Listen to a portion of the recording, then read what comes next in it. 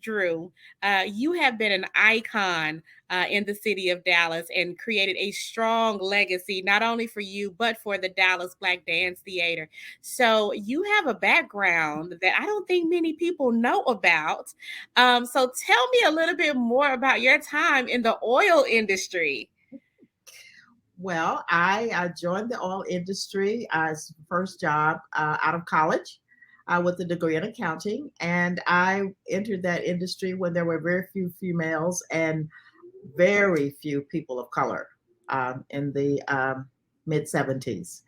As a result of that, I ended up being able to work in Dallas, but I also had an opportunity to travel. And one of the major accomplishments was having a department that designed one of the first offshore oil platform accounting systems that had a government interest and multi oil company interest. And so I had the opportunity to fly out on a helicopter once a month for about 18 months and jump out of the helicopter onto an offshore oil platform to, take inventory of the project progress. So that was a big one. And then I ended up managing more than 50% of the corporation's revenue. And at that time, that company was the fourth largest oil company in the world. So for that, I think that it was a different kind of career. There were lots of dollars and lots of zeros. And then Yes. to nonprofit. Wow. Wow. And you are a woman of many first. So I thank you because we are standing on the back of your legacy. But with that being the first woman and the only woman valedictorian of your school, and you also recently in 2021 received the APAP award from the College of Business at Texas A&M. Who are the people that you derive you get your strength from? That you look to and you helped you create your legacy. My whole concept of who I became and am still becoming really started with my father. I had to go to high school the very first year that integration occurred in my hometown. And I felt that at ninth grade, uh, based on what I had been told, that I really could not achieve because we had been told that schools of color at that time were deficient. And I just said to my dad, Dad, I won't be able to compete because we had about a month notice and the law changed. And my father said to me, I'm not sending you there. He was an educator, a principal. He says, I'm not sending you there to compete. I am sending you to be the competition. That changed my life. And so going through that school, I ended up becoming the first valedictorian African American, 50 years now. And there has not been another Black African American or African American designated as valedictorian. And then I moved into the accounting at Texas A&M Commerce, became the first African American female in the history of that university to get an accounting degree. And so that catapulted me into the oil industry. And from that, I ended up becoming, and I'm very grateful to have become the first distinguished alumni African American female at Texas A&M Commerce. And so that's just one of many first, but I got comfortable with the first because of my father. And I think it was he and my mother both who were educators, but my dad was one who really said, no, this competition thing is not what you're there for. And it can be negative, but because you go overboard. But I think it made me very aware that I did not have to see someone like myself in order to see myself in that space. And I think that was the best lesson that I could have learned. Oh, well, that is awesome. And we see you and we honor you in that space because you are the pinnacle, for us coming after you. So you have done a wonderful job in your leadership role, but you've also been able to stand up the Dallas Black Dance Theater as one of the staunch schools of dance, not only just for the city of Dallas, but the state of Texas. So how do you keep it fresh? How do you keep it moving? You guys are ever changing and always forward thinking. So how do you keep that fresh? Well, I had the privilege of meeting Ann Williams, the founder, and she was the artistic leader of the organization until 2014. My role is really just the business side. It's to ensure that the art happens in a business and professional manner, which means I'm working with the board and all of the management components to ensure that the dancers are paid and that the productions are high quality on the business side. And the way to keep it fresh is really to listen to that person who is the artistic genius and be the supporter. As I've said, is that this is the business of the arts. The artistic leader creates the art. Our job is to put it on the market. Our job is to make sure that it's paid for, that it reaches the communities that we're intending, and that we also work with those who are our investors, our sponsors. And so, with that, um, I'm grateful that we have been able to do many things. But on the business side, the opportunity that I have been given as a business leader working in the arts is to really uh, perpetuate or catapult the concept of thought leadership. What can we do that changes the industry? What can we do that no one else is doing? And since I didn't have an artistic background when I joined this organization in 1987, I really didn't know any better but to say, why can't we do it this way? So one of the first things we did was a board report card. We need to have accountability with volunteers. It's more than just showing up, putting your name on the organization. There are things that need to be done. And so there's now about 15 things that we have put forth in the arts industry nationwide that has changed literally how the arts do business. And so that's what I'm most proud of for me on the business side. And of course, the arts and the dance speaks for itself. Yes, it definitely does. And let's talk more about that volunteerism because you were a volunteer of the Dallas Black Dance Theater for over 11 months before taking this role. So, how important is volunteering in this space? It's very important. And I think one of the things that helps you know where you can put your passion is if you volunteer, you get to know an organization, you get to see the inner workings, you get a chance to see the challenges, and yet you may be looking at it from a distance. But it's also it's important to you, but it's also important to the organization because the the nonprofits, all nonprofits need more resources, and you cannot pay for everything that you need. It just literally does not work. That it does not work. So what I suggest to everyone is that when you volunteer, you're giving of yourself, and you always know that if you give, you're going to get. And Yes. that's part of that.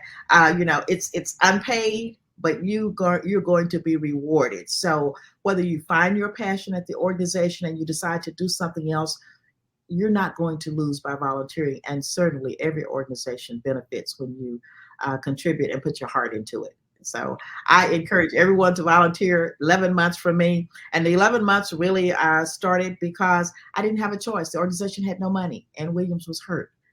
But I knew I wanted to help her with her vision. And so that became an opportunity for a job. Awesome. So y'all need to pay attention to that because volunteerism is the key, not voluntold. Volunteerism is the key.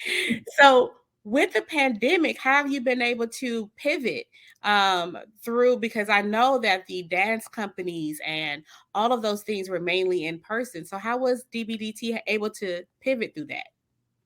Dallas White Dance Theater started looking at let's say, digital performance or sharing our work virtually back in the 90s when broadband was first introduced. And having done that, we spent about 3 years working with a major sponsor in 7 different cities, trying to determine how we could do something called distance learning back then to help broaden our and expand our educational programs. As a result, we found many barriers that came up, certainly with September 11th, and we had to put it on hold. When the pandemic occurred, under new artistic leadership with Melissa Young, who had been here during those years when we were experimenting, broadband and all of the barriers had been reduced. Okay, so you had broadband speed, so you could do movement. And we sat down the second day after the pandemic with the shutdown, and we said, art has value. We tell everybody that we've got to pay these dancers. We've got artists who are depending on us for their health insurance. We cannot fail. And so we said, we're going to charge for our product. We're not going to put it out for free. And we did that, becoming the first dance company in the world to have paid performances on a consistent basis, and to also introduce our first, be the first company to introduce an all virtual season. Wow. And that allowed the organization to now build a new revenue stream. But it also created the concept of a forward pivot for new business model. Mm. And the idea is the art should be for everyone. And so we put forth into the industry at a global uh, casting that when we look at the arts, they were really what you call the safety net for our social and emotional health during the pandemic. It was not sports. And we had people who engaged who had never engaged before. And because we were doing it virtually, you had communities in all realms, from rural communities to urban communities, doing things they had never done before. So why couldn't we create the mindset that going forward, that 20 years from now, Mhm. that everyone, even if you didn't have a performing arts facility or a Dallas by Dance Theater in your city or equivalent, or a symphony or a museum, you could have access to the arts, which we don't have now, because now the barriers are removed. The schools have it, the universities have it, the churches have it, and I would say the technology resistant learners had to learn it, and broadband has expanded. Mhm. So here's a way that we can actually um, cast forth to everyone an opportunity to see and hear and have access to the arts. My big point, and I need to share this because it's very important. We always worried, I think, as an industry, that the virtual use of and sales of performances would diminish, Mhm. you know, Mhm. in person. Yes. But here's what you look at. Going back to the 60s when the Dallas Cowboys, our home team, used television, and they actually, Thanksgiving got themselves a very wide audience, and they persisted consistently. And there's only been 2 or 3 Thanksgiving days that they haven't played. Doesn't matter whether they win. We want them, Right. but that doesn't matter. Oh, You Cowboys. have focused attention. But what you see that was gained from that is in about 20 years, they were building new stadiums because Yes. everyone had learned the game. Everyone, the mothers, the sons, every community had a small team learning the game. We don't have a lot of ways to put forth access about the arts so more entrants can come into the and say, I want to go see that. I never knew about modern dance. I never knew about opera. I never knew about classical music. Now we can give this to children all over America, and done it internationally. So what we're saying is that the more that we educate, the more people that are informed, the more people that have access, that when they do get to the locations that have performing arts facilities and organizations, it's going to be just like the stadiums. 20 Mhm. years from now, I'm going to say it, we will be building larger performing arts venues because you will have that kind of demand. And Yeah. so, in some ways, we believe at Dallas Break Dance Theater that if we work together as an arts community, we actually can grow demand and help build revenue streams that make us more sustainable long term versus where we were, Mhm. really everyone suffering, diminished audiences, and really not finding ways to get uh, new individuals to know about our craft, and costly. And then the last thing is diversity, equity, and inclusion. Yes. I Yes. don't really want to go down that path, but I will in that. I want to say inclusion more than the others. Mhm. That the opportunity for all people to have access to all art, not just the art that comes from your culture. And Yes. that's what the virtual opportunity gives us all. That is awesome. So I'm going to pivot to more of a personal conversation. What is your most, or I want to pick at least two, your most memorable performances? Wow. I think the first one that really just blew me away was that in 1991 we performed at the Kennedy Center, and it was our first time. And we were accompanied by a 200-piece choir. It was for the Texas Festival. And because of many issues, we didn't get there until the last minute. And when we got on stage, the dancers had not had a chance to rehearse with the choir. We were doing a spiritual. There were 2,000 people there. And in the midst of the dance, we were next to last artist to perform. 2,000 2,000 people stood up, and Ann Williams and I were the only two people not standing in that hall, and we could not believe it. And I can't remember a time when, I was in such awe because we had only been presenting this new concept and this forward thinking of Ann Williams for 4 years. And to think that we were sitting in the nation's highest venue and that we were getting this type of reception. And we hadn't had a chance to even do the staging or the rehearsal. It That's was just incredible. And it let both of us know that we were going down the right path. And then the very second one is that we were performing in 1996 for the Olympics at the Martin Luther King um, Center Auditorium, and the dancers were on fire. And I cannot. We were doing, I believe it was Marvin Gaye, and I was sitting there amazed that I'm sitting in this sacred space. I am watching Dallas Black Dance Theater, one of four dance companies representing our nation at the Olympics, and people are standing. So those are two that there have been many, but those two were those that you cannot, money can't pay for. Well, I am in awe with every performance that I have attended. I've gone to somewhere it brings tears to my eyes. It's just so moving. And then I go to something like, oh my gosh, just the artistic value of the movement, the sound, all of that. It just kind of envelops you. And it's a wonderful thing to be able to share with your family and friends. And speaking to family, so who is Miss Drew in family? What is that identity there? I see you got this big, beautiful smile.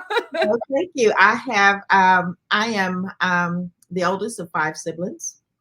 And my maiden name is Strong. And so I come from a background and a very large family out of East Texas. And I'm very connected to my family. We've had a family reunion every year for 57 years. Wow. And I have been an organizer for many of those years. Of course. So what I would say to you is that, family is very important to me. I've been a single parent most of my life, and I have two daughters. Both of them are, graduates with MBAs. They're married. I am a grandmother now with four grandchildren. And one of my daughters lives here, Farrell Fellows, who is living in the southern sector. And I'm so proud that she and her husband have made that choice to work in the southern sector to help rebuild communities. My eldest daughter is in Florida and she's in corporate America. And so what I really see is myself in both spaces. I see the corporate side of me, and I see that entrepreneurial benefiting the community. And so I am very blessed to say that I'm learning to be a good grandmother. And I'm really, and that's a whole different role. That's a whole different role. And I'm trying not to spoil them too much, but I can say that family has been the backbone of me being able to do what I do here. I became a single parent when I started. I've been here 35 years. And so for my daughters being 15 months and 3 years, you cannot do this kind of work. Mm-hmm. And you say it takes a village. I'm going to say it takes a country almost to do this kind of work. I mean, everybody I know was a babysitter for my children.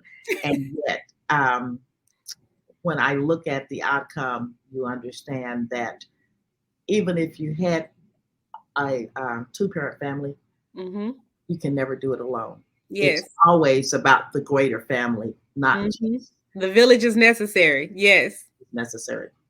Well, as a trailblazing grandmother, and doing all things wonderfully made, I want to thank you for your time. And I have one last question. So, as a trailblazer in the city of Dallas and statewide, who do you see in your succession as you grow and you move around? Like, what words of encouragement would you like to leave for the next trailblazer? What I say to every individual is that the air that you breathe is not free, that you owe something back to the planet, and that every day and every moment should cast something into the atmosphere that will last 150 years. And whatever that is that gives you joy, Mhm. that you believe that you can do every day, and that it will have a lasting effect and create a legacy. That is why you're here, and that's where you should be. Awesome. Well, thank you, thank you, thank you for your time. I'm so honored Thank to have your time and for you to share with us. And thank you for joining us for Women's Month.